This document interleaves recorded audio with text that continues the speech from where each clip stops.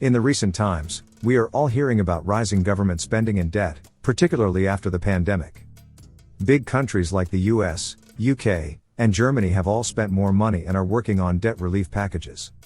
But what about underdeveloped and developing nations? What about their debt problems? Well, we were also wondering about that, and we found this very interesting thing. Many of these countries have a common creditor, China. Over the last few decades, China has become the biggest lender of loans to many countries. Majority of these loans are under the Belt and Road Initiative project. This is a project that connects many countries from Asia, Africa, and Europe to China. According to the reports published by HBR, it is estimated that China has lent nearly $1.5 trillion to 150 countries in the form of direct credit and loans. This has made China the world's largest official creditor, putting behind international institutions like the World Bank, the IMF, and all OECD creditor governments combined. But the problem begins when no official data exists on these massive loans. China does not report on its international lending, and credit rating agencies focus on private creditors. You see, China's lending is state-sponsored and therefore off their radar screen. This raises concern. After the pandemic, countries that are under heavy Chinese loans experienced financial disturbance. That's why the terms and conditions of China's debt contracts have come under the light of suspicion. Many of these loans come with a lot of clauses.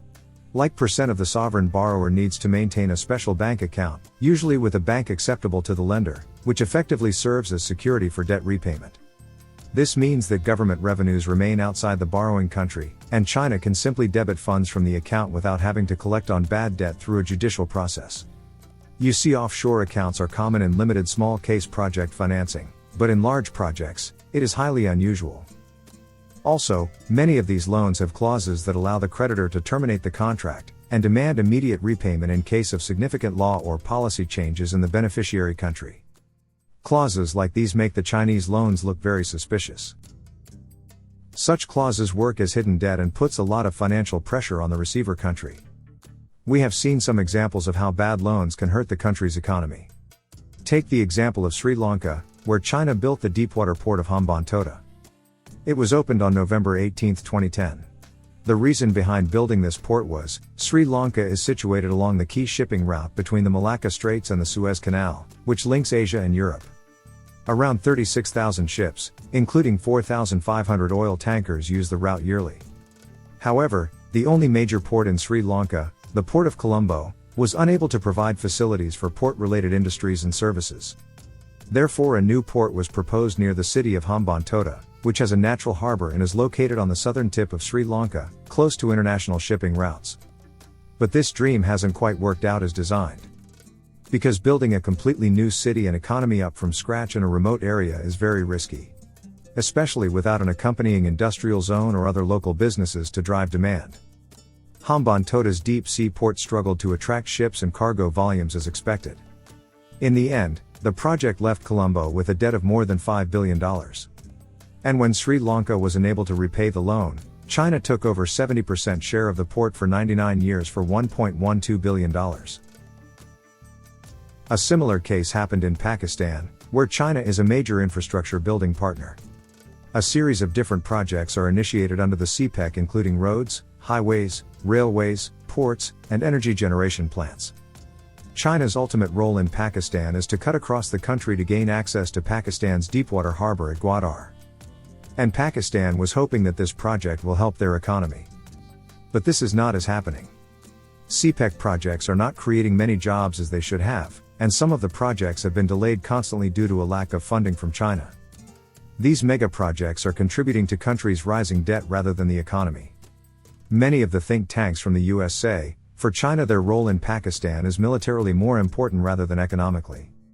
The Gwadar port in Pakistan is slowly becoming a part of the Chinese Navy to gain control of much of the Indian Ocean, and to counter its geopolitical rival India.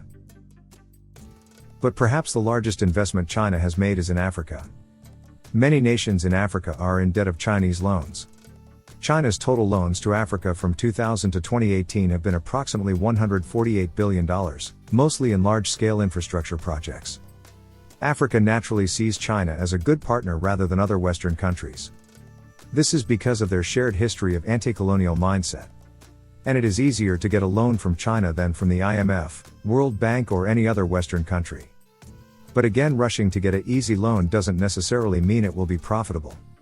This rush to get money many times leads to negligence in the analysis of financial as well as social and environmental sustainability, which results in projects that are not very profitable and just add to the debt of the country.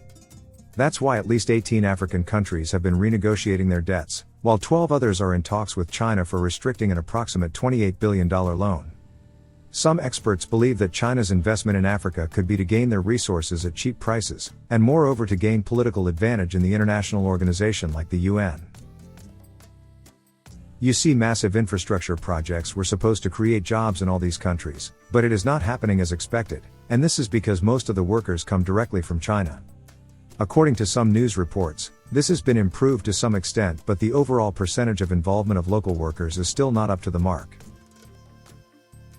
So looking at the overall picture, it seems China is not just a money lender, it is more of a strategic money lender with some agendas. Now what do you think? Is China's debt trapping countries? Or they genuinely want to help these nations? Well, tell us in the comments below. And if you are new to this channel, please consider subscribing. Thank you.